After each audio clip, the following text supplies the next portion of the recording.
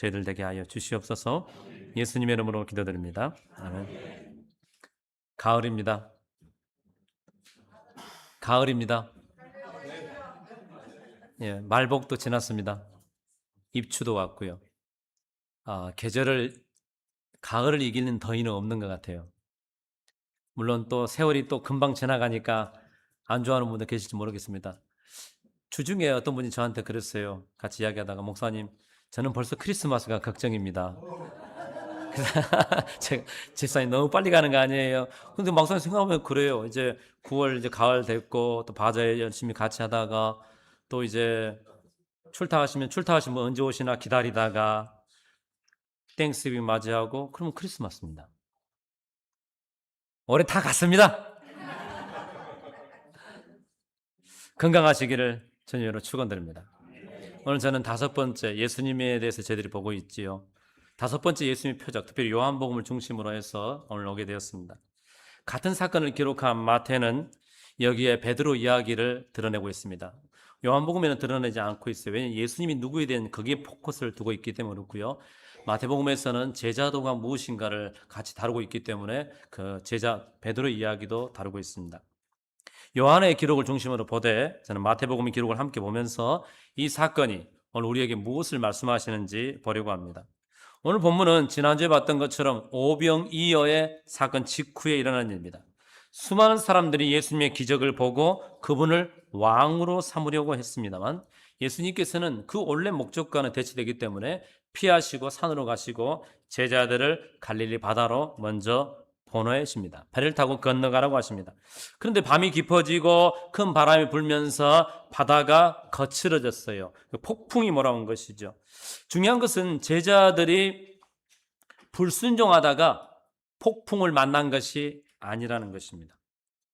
불순종했기 때문에 이 폭풍을 만난 것이 아니라 오히려 예수님이 말씀하신 대로 순종했는데 폭풍을 만난 것이에요. 마태복음을 보게 되면 예수님께서 직접 그들을 배에 태워서 보내셨습니다. 그러므로 모든 폭풍이, 저와 여러분들이 경험하는 모든 문제가 잘못된 길에 있다라는 증거는 아닌 것이죠. 모든 폭풍이 잘못된 길에 있다라는 건 아니에요. 때로는 순종하고 있는 길에도, 내가 말씀대로 살아가는 길에도 바람은 불어옵니다. 내가 신앙생활을 잘해도요, 오늘 예배를 드려도 바람은 불어올 수 있다라는 것입니다. 분명히 주님의 뜻을 찾아서 가고 있는데도 예상치 못한 바람이 올 때 있어요. 그때 우리는 묻게 되죠. 주님이 나와 함께 하신다면 왜 이 바람이 불어날까? 왜 이 바람이 멈추지 않을까? 근데 이상한 것은 예수님이 그 바람을 또 직접 멈춰주시지도 않아요. 오히려 그 바람 위를 타고 바람 위를 속에서 물을 위해서 걸어서 예수님이 제자들에게 직접 옵니다. 여러분, 예수 믿는다고 해서, 저와 여러분들이 하나님 말씀을 순종한다고 해서 바람이 없어지는 것이 아니라 바람이 있을 수도 있다는 것입니다. 그 속에서 우리가 예수를 경험하기를 축원드립니다. 종종 이런 분들이 있어요. 제가 아는 저에게는 형인데요, 좋으신 선교사님이 캄보디아에서 선교를 열심히 하고 계십니다. 지금도 하고 계시고, 오래전에 헤어진 지가 벌써 한 30년이 넘었네요. 그런데 이제 그 아드님이 이제 그 조종사가 되고 싶다고 해서 플로리다에 와서 비행학교, 그러니까 여객기를 모는 비행학교에 와서 이제 졸업 시즌을 다 맡았는데 생각지 못한 일이 벌어져서 아들을 잃게 되었습니다. 그러니까 그러다 보니까 너무 이렇게 감당이 안 되는 것이죠. 그래서 많은 사람들 그러잖아요. 아니, 선교사님이면 얼마나 주님 앞에 헌신하는데 뭐 그런 일이 있을 수 있나? 여러분, 그러니까 이거는 물론 하나님께서 저와 여러분 모든 사람과 함께 하십니다만은 예수 믿는 게 여러분 그런 게 아니라는 것이에요. 그래서 때때로 그 속에서도 하나님은 여전히 우리 가운데 역사하심을 믿고 견뎌내기 힘들었지만 지금도 여전히 그 자리를 지키면서 선교하고 있습니다. 사랑하는 성도 여러분, 바람이 온다고 해서 모든 것이 잘못된 길이라고만 판단하지 마시고 그 속에서도 우리가 믿음으로 굳건히 나아가기를 주님의 이름으로 축원드립니다. 예수님이 이 땅에 오신 목적이 단순히 제자들을 오늘 이 폭풍에서 구하는 것이라면, 예수님이 오신 목적이 단순히 저와 여러분들의 인생의 바람을 멈추게 하시는 것이라면 주님은 간단하게 하시면 됩니다. 바람아 멈춰라. 제가 중고등학교 때 그 이지은 가수란 분이 바람아 멈추어다 오. 이렇게 하면 돼요. 이렇게 하면 됩니다. 주님께서. 그런데 주님이 그렇게 하지 않아요. 바람이 부는 그 상태에서 바다를 밟고 그냥 오셔요. 그러니까 예수님은 제자들에게 단순히 내가 폭풍과 바람을 멈추게 하는 능력이 있다라고 하는 그 사실을 알려주는 것보다도 더 큰 것을 지금 보여주려고 하시는 것이죠. 그러니까 너희가 두려워하는 것, 너가 두려워하는 것, 그것이 내 발 안에 있다. 너희들이 두려워하는 그 바다, 너희들이 밟으면 빠지는 그 바다, 그것이 내 발바닥 밑에 있다라는 것을 주님이 보여주시기도 그냥 걸어오시는 것이에요. 욥기 9장 8절에서는 하나님을 바다 물결을 밟으시는 분이라고 표현하고 있습니다. 시편 77편 19절에서는 출애굽을 회상하면서 하나님께서 바다에 길을 내셨다라고 이야기합니다. 주의 길이 바다에 있었고 이스라엘 백성들이 홍해 앞에 섰을 때 아무도 여기에 길이 있을 거라고 생각하지 못했습니다. 진짜 우리 경험치도 그렇고요. 그래서 모두가 다 여기서 죽으나 애굽에서 죽으나 똑같은데 뭐하러 이렇게 됐을까? 낙담하고 좌절했어요. 그런데 성경은요, 주의 길이 바다에 있었다고 이야기합니다. 주의 길은 어떤 길이냐? 곧은 길이 큰 물 위에 있었으나 주의 발자취를 알 수 없었다. 그런데요, 믿음으로 사는 사람들, 하나님의 뜻을 가지고 살아가는 사람들은 그 길이 있음을 삶 가운데서 경험하게 될 줄 믿습니다. 특별히 오늘 요한복음 6장은 유월절, 광야, 그리고 떡, 지난주만 떡, 그리고 오늘 바다, 이것은 출애굽기의 이미지를 그대로 보여주고 있습니다. 그러니까 예수님이 바다 위를 걸으시면 단순히 이스라엘 백성들, 특별히 제자들을 구원하려고 하는 구조 활동을 하는 것이 아니라 예수님의 자기 계시예요. 내가 누구인지를 드러내는 일이라는 것이죠. 내가 바람을 해결할 수 있다, 봐라, 그게 아니라 바람과 바다 위에 권세를 가진 내가 누구인지를 좀 알아라라는 것이죠. 여러분, 예수님 알기를 주님의 이름으로 축원드립니다. 여러분, 사건과 모든 삶 가운데서 예수님을 아는 것만큼 중요한 일이 없어요. 왜냐? 요한복음 17장 3절에 영생은 곧 하나님을, 유일하신 참 하나님과 그가 보내신 자 예수 그리스도를 아는 것이라. 기노스코, 경험에서 아는 것이 영생이래요. 그러니까 주님의 목적은 영생을 주려 하신 것이니까 저와 여러분들이 예수님을 더 깊이 알아가시는 것인 줄 믿습니다. 그래서 신자는요, 내가 믿는 예수님을 누군지를 알아야 되고 자랑할 수 있어야 돼요. 그래서 제가 지난주에 기뻤던 거예요. 예수 믿을 수 있는 기회가 나에게 생겨서 얼마나 감사한지 모르겠다고. 왜 내가 전에 모르고 살았는지 모르겠다고요. 그것을 예수 믿는 여러분들을 통해서 느끼셨다는 것이죠. 사랑하는 여러분, 예수님을 더 깊이 알아가는 우리 모두가 되시기를 간절히 축원드립니다. 한 걸음 더 나아가서 마태복음 14장 28절에 베드로가요, 이런 상황이었어요. 이제 폭풍이 부니까 제자들이 다 무서워하잖아요. 주님이 바다 위를 걸어서 유유히 오셔요. 그러니까 아마 간격이 보이는 거였으니까 한번 저 정도 떨어지지 않았을까 싶어요. 이 정도. 그러니까 주님이 보이는데 유령이냐? 그런데요, 베드로가 이렇게 말합니다. 만일 주님이시거든 나를 명하사 물 위로 한번 따라서 오라 하소서. 네, 이렇게 말합니다. 다른 요청도 있을 수 있잖아요. 주님이십니까? 그러면 이 바람을 멈춰 주시옵소서. 주님이십니까? 좀 더 가까이 오셔서 얼굴을 보여 주시옵소서. 주님이십니까? 증거를 좀 보여 주시옵소서. 증거를 보여달라고 할 수 있잖아요.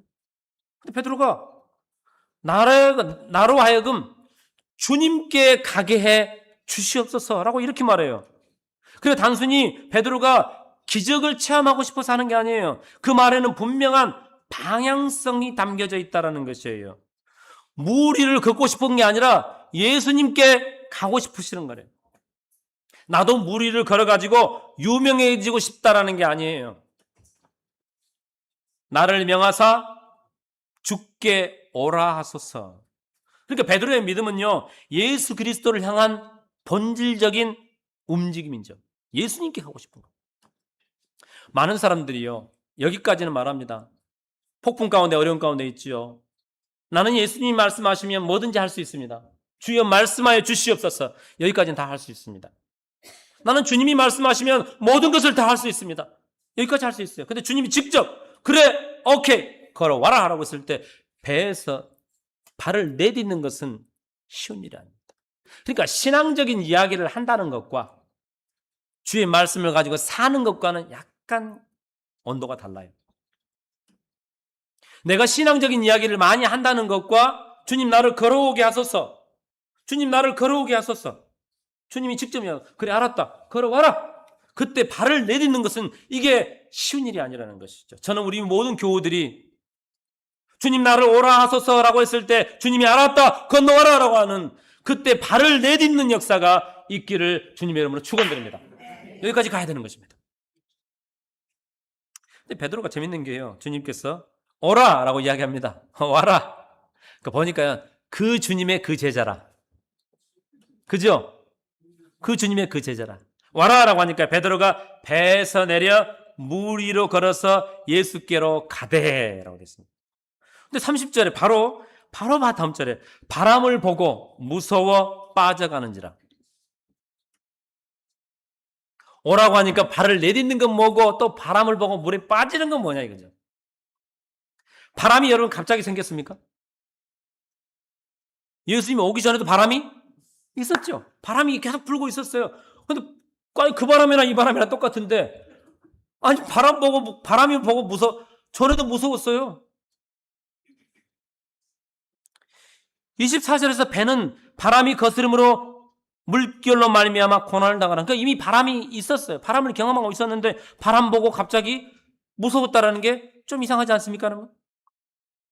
그러니까 베드로가 폭풍을 보고 폭풍이 있다라는 거, 바람이 분다라는 걸 모르고 배에서 나온 게 아니잖아요. 이미 바람이 부는 걸 알고 나왔어요. 바람이 부는 거, 폭풍이 있는 걸 보고 나왔어요. 바다에서 잔뼈가 굵은 사람이에요. 평생 배를 타고 살았던 사람이에요. 알아요. 물 위를 걸으면 죽는다는 것도 알아요. 높은 곳에서 뛰어내리면 다친다는 것, 저희 예준이를 제가 테스트해 보니까 3살이니까 알더라고요. 높은 곳에 뛰어내리면 다친다는 걸 3살이면 알더라고요. 제가 테스트 해봤어요. 우리 리안이 아빠 저기 계시는데 한번 테스트 해보세요. 리안이. 여기 높은 데다 올려놓고 제가 아빠한테 와. 2살 때까지는요. 생각도 안 하고 바로 타게요. 요즘 4살 때, 3살 딱 되니까 뛰어내야 안 되냐? 발을 막 주춤주춤해요. 제가 믿고 뛰어내리라니까. 믿고 뛰어내려. 아빠가 잡는다니까. 야 2년 동안 내가 했지 한 번도 놓친 적 없잖아. 뛰어내려. 안 내려요. 아니 내 자식인데도 안 믿더라니까요. 높은 데서 뛰어내리면 다친다는 거 다 알아요. 베드로가 몰랐던 게 아니에요. 근데 걸었어요. 바람을 보고 무서워서 빠진이라는 것은 베드로의 이 물리적 시선을 이야기하는 게 아닌 것입니다. 그 처음에는 예수님 얼굴만 보다가 갑자기 옆 쳐다보니까 바람이 불어가지고 그냥 물에 푹 빠졌다는 게 아닌 것이에요. 중요한 것은 바람, 환경에 대한 베드로의 해석이 달라졌다는 것입니다.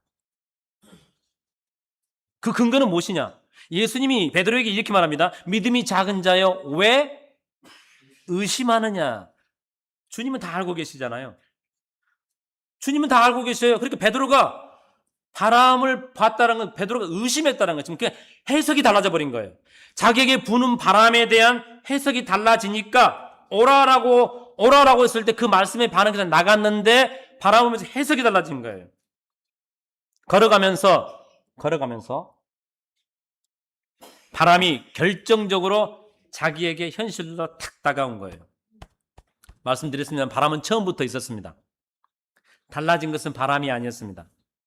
오라는 주님의 말씀과 오라라고 하는 주님의 말씀과 바람이 주는 그 현실 사이에서 베드로의 태도가 달라진 것이에요. 바람은 그대로 있었지만 베드로의 마음이 바람이 베드로의 마음을 지배하기 시작한 것입니다. 예를 들어서 이런 것입니다. 예를 드는 겁니다. 직장을 잃었습니다. 이건 사실입니다. 사건입니다. 그렇죠? 그런데 이렇게 말합니다. 나의 인생은 끝났다. 이건 해석입니다.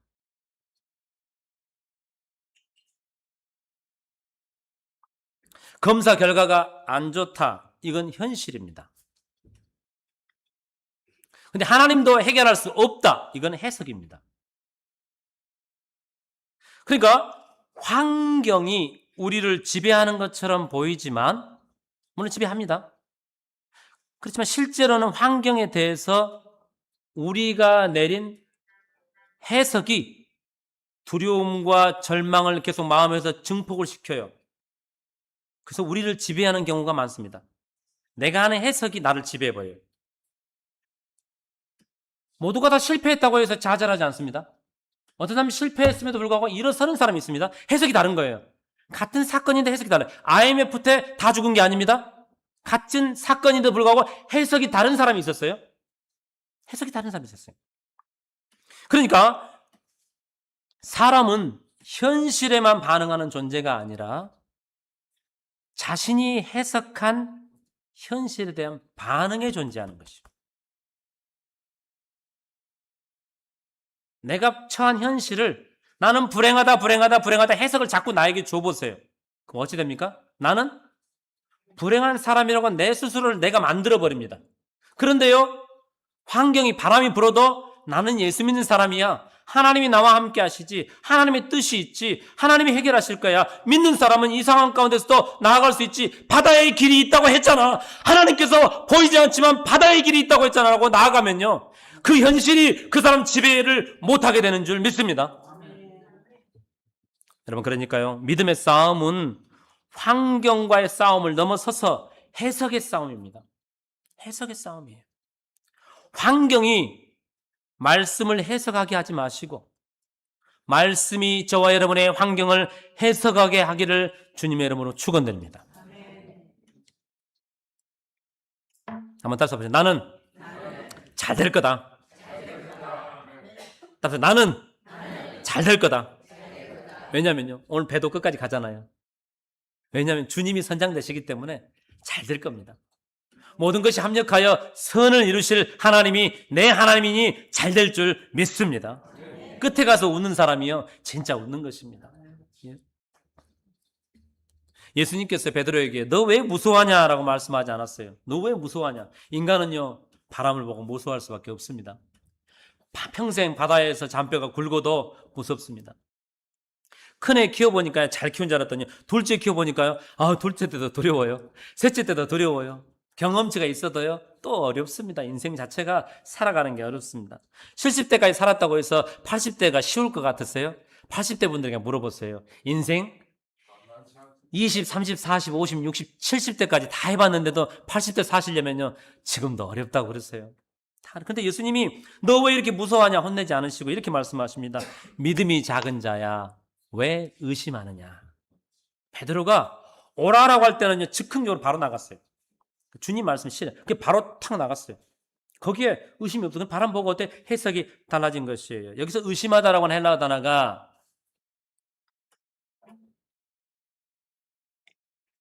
디스타조라는 헬라어 단어가 쓰였어요. 디스타조. 이 디스타조는 디아라는 단어가 분리다, divide, 두 개로 나눠지다. 스타조는 서 있다는 뜻이에요. 그러니까 의심, 단순히 이 지적으로 큐리어스하게 생각하는 것이 아니라 망설이고 주저하고 왔다 갔다 한다는 것이에요.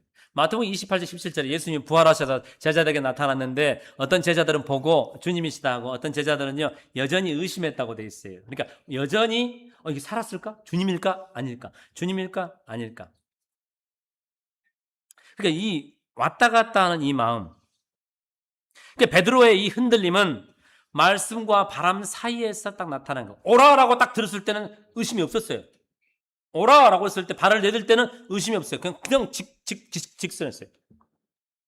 근데 바람을 딱 보고 와서 이 사람이 해석이 그냥 늘 봤던 바람인데 달라져 버린 것이죠. 우리의 생각이 나누게 되면요, 신자가 말씀을 붙잡고 나가야 되는데 오라라는 말씀 붙들고 나가야 되는데 여기는 해석이 들어가고 생각이 흔들리게 되면 환경에 몰입돼서 빠져서 허우적거리게 돼요. 환경에 빠져버려요.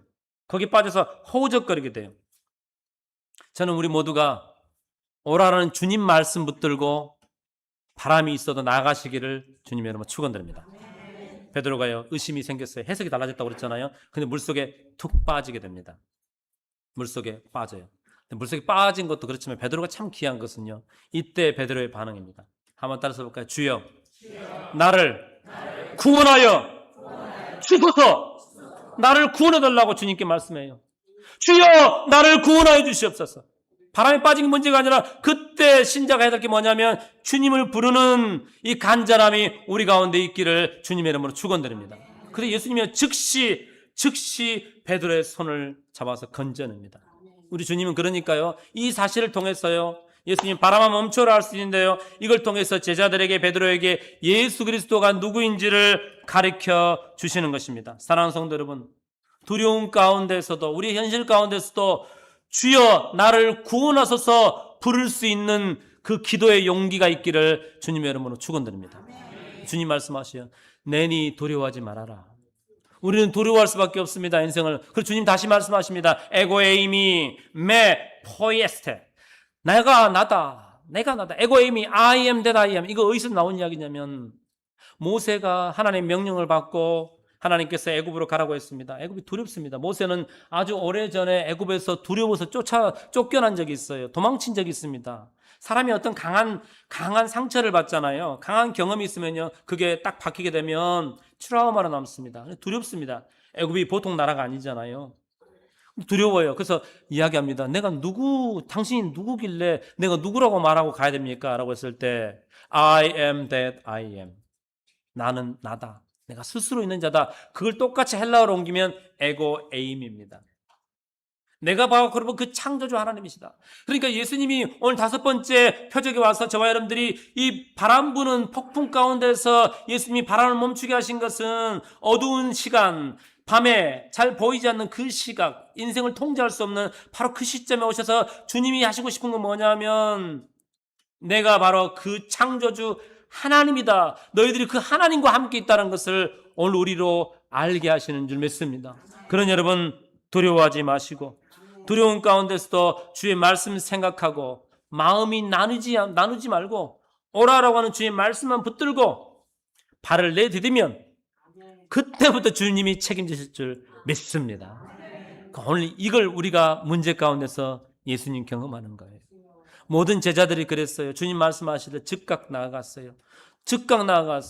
지난주도 마찬가지입니다. 사랑하는 성도 여러분, 예수님은 그저 단순히 믿는 그런 구주 정도가 아닙니다. 천지를 창조하신 하나님이십니다.